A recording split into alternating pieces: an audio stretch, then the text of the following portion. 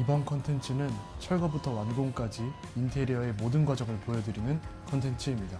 오전에 벌써 그렇구나. 철거를 해놓은 상태야. 철거 첫날이거든. 분류를 해서 버리게 되면 아무래도 이제 금액도 이제 세이브가 되고 배관 자리까지 전부 다 철거가 돼 있어야 돼. 첫째는 삼촌 저번에 철거는 잘 끝난 거예요 그러면? 철거 네.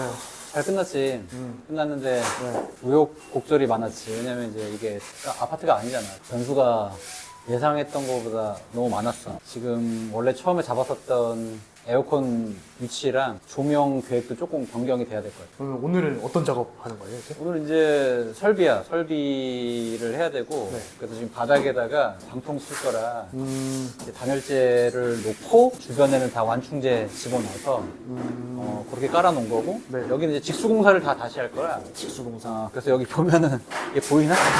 이쪽에다가 이제 새로 이제 배관 다시 집어넣어가지고 다시 처음부터 다시 한 거야.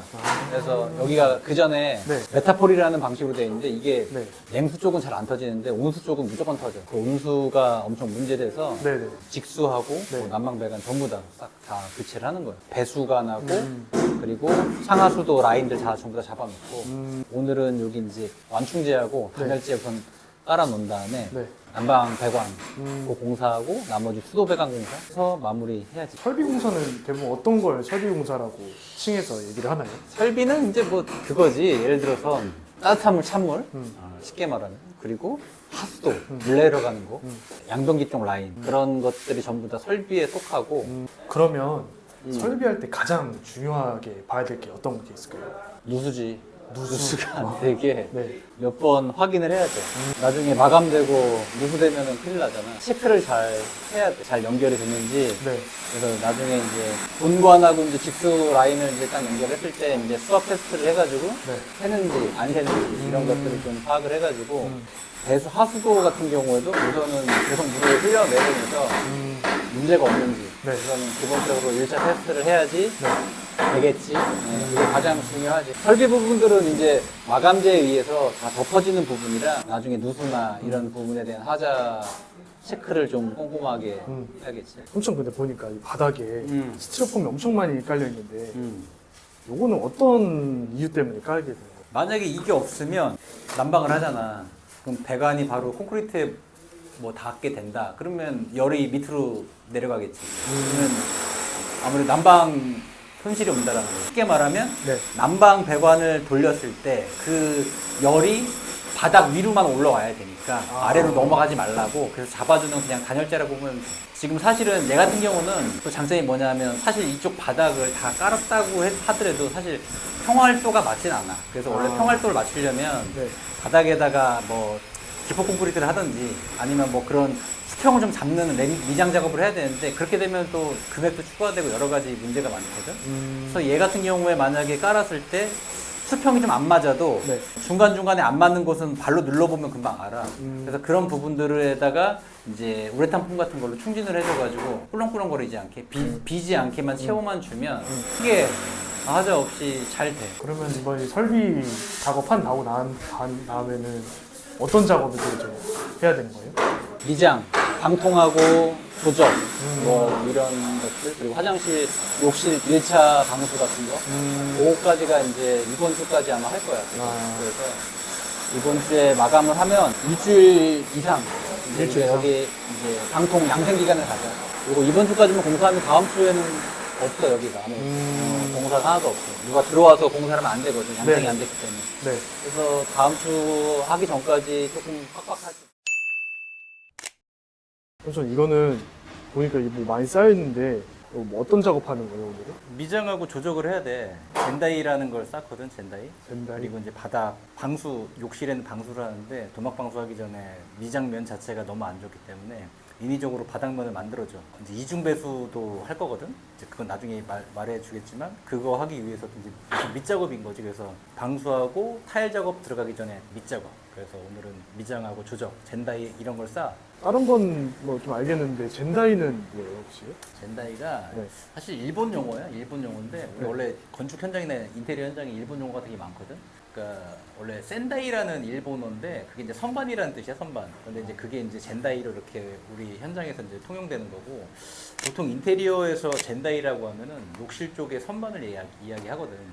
그러니까 욕실 쪽에 선반을 두는 이유가 우리가 욕실 위에 장을 설치를 하거든. 근데 그 장에 그 젠다이가 없으면 세면대에서 세수를 하잖아. 그러면 머리가 달랑말랑해. 그래서 세면대를 앞으로 빼는 역할을 하기도 하고, 그리고 그 위가 선반이 되니까 위에다가 비누나 뭐 치약이나 칫솔이나 뭐 여러 가지 등등등등을 올려놓는 그런 선반 대용으로 쓰는 거야. 그래서 요즘 인테리어에서는 거의 100% 해. 엄청 편하거든. 조금 뭐랄까 고급스럽게 보이고 조금 더 간결하기 위해서는 젠다이가 필수지. 그러면 오늘 미장 한다고 했었잖아요.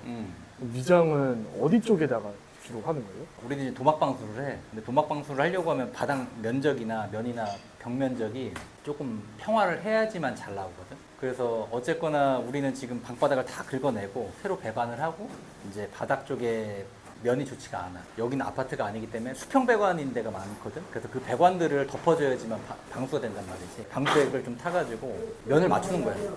그러니까 어떻게 보면 약 면을 정리한다.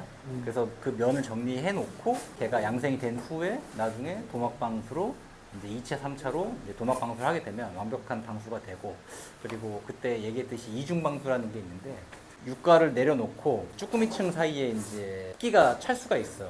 욕실이라는 게 타일 공사를 해놓고도 사실 타일 사이로도 다 미세하게 스며들거든. 근데 그것들이 만약에 배출이 안 된다고 하면은 습기가 가득한 욕실이 되는 거야. 그래서 좀 더 쾌적하게 하려고 하면은 그 이중방수라는 걸 해줘서 쭈꾸미층으로 들어간 물 자체를 이렇게 자연 배수되게 그렇게 하려고 하면 이제 미장도 좀 해줘야 돼. 그래서 인위적으로 그 미장면을 수평을 좀 맞춰줘가지고 물이 흐를 수 있게끔 해주는 작업을 해야 되기 때문에 바닥에 미장 작업, 그리고 벽면에 미장 작업 이런 것들을 지금 오늘 하는 거지.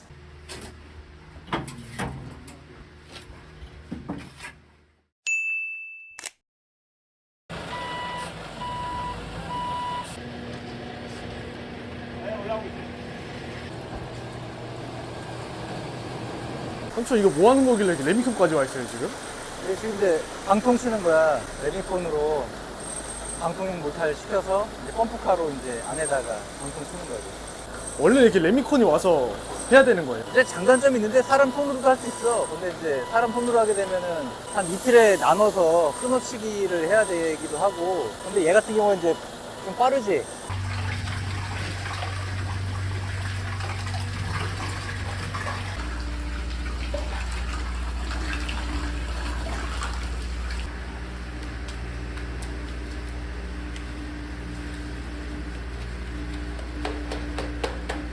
저 양생은 잘 좀 되고 있는 건가요 그러면? 잘 되고 있고, 이제 양생 방법이 되게 많긴 한데 지금 여름이잖아. 근데 여름철에 통풍이나 바람이나 이런 직사광선 이런 것들이 너무 잘 들어오게 되면 표면이 빨리 말라가지고 크레이 갈 수가 있거든. 그래서 지금 우리도 지금 창문 쪽에는 다 전부 다 차양막을 다 쳐놨고 창문을 다 닫아놓은 상태야. 그렇게 우선적으로 1차적으로 해놓고 3일간은 좀 표면이 습기가 좀 있는 게 좋아. 그러니까 수든 상태. 꽝으로 비교를 하게 되면 겉만 바삭하게 되는.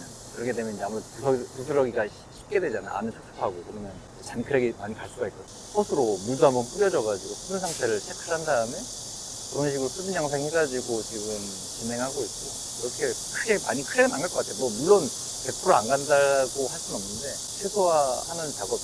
삼촌 그런데 오늘 레미콘 왔었잖아요. 평소에도 원래 이렇게 레미콘이 많이 와가지고 하는 방식으로 하는 건가요 원래? 뭐 현장 상황에 따라 좀 틀리긴 한데 이제 레미콘이 조금 더 빠르긴 하지. 균일을 하고. 근데 이제 사람이 손미장을 할 때도 있거든. 여건이 안 되면. 이제 손미장을 하게 되면 이제 뭐 최대한 하루에 끝내야 되고, 만약에 하루에 안 끝나게 되면 이제 눈틀 주변에서 한번 끊어친 다음에 이어치기를 하거든. 그러니까 장단점이 있어. 뭐 금액적으로 뭐가 낫다 이런 것보다도 손미장을 한다고 하면은 퀄리티가 아무래도 이제 사람의 기술적인 부분에 따라서 조금 차이가 나겠지. 그래도 아무래도 품질이 기계 미장으로 해가지고 조금 눌러주고 하게 되면 좀 깔끔하게 나오지. 공사 기간이 또 좀 촉박하다. 그러면 손미장을 하는 수밖에 없어. 왜냐면 이제 손미장은 좀 되게 해가지고 물을 적게 탄 다음에 레미타를 바를 수가 있거든. 양생이 조금 더 빨라지겠지. 스피드 빨리 날아가고. 근데 아무래도 이제 방통 같은 경우에는 물을 되게 많이 타거든. 펌프카로 품다 보니까 너무 되게 하면은 올라오지가 못해. 그래서 이제 물을 좀 어느 정도 좀 믹스를 한 다음에 약간 뭐랄까 수평물탈 개념으로 이렇게 치거든. 그러다 보니까 물이 좀 많아. 일반 풍리장에서 양생하는 것보다는 조금 더 시간이 걸릴 수가 있고. 그래서 여기는 시간이 좀 여유 있고 그래서 레미탈로 쳤어. 레미콘 오기 전에 보면 비닐 밑에 깔려 있었잖아요. 그거는 무슨 역할로 그걸 깔아놓은 거예요? 여러 가지 이유가 있긴 있는데 우선적으로 여기 지하가 지하 주차장이야. 바로가 여기 1층이잖아. 근데 지하 주차장으로 만약에 방통을 하게 되면 물이 만약에 밑으로 들어갈 수도 있거든. 그렇게 되면 지하 주차장 같은 경우에는 바로 그냥 물이 떨어지거든. 그런 부분도 있고 이게 물이 너무 빨리 빠져버리면 아까 이야기했던 크랙이 빨리 발생할 소지가 많아. 그래서 좀 수분 상태를 조금 그러니까 물을 좀 담고 있으려고 했던 거지. 자연증말 할 수 있게끔. 수분 상태가 지속되게 되면 아무래도 이제 크랙 발생 확률이 좀 적지. 그리고 수분 양생 자체가 되다 보니까 강도도 좀 더 올라올 수가 있고 그런 용도야. 와, 들어오니까 습도가 장난 아니다. 이게 이제 이렇게 수분 상태로 양생을 해야 되거든. 열기도 엄청나고 전체적으로 바닥에 우선 아직까지는 장크랙은 없고 하루 됐는데 올라와서 잠깐 뭐 이 정도는 충분히 양생이 잘 될 것 같아.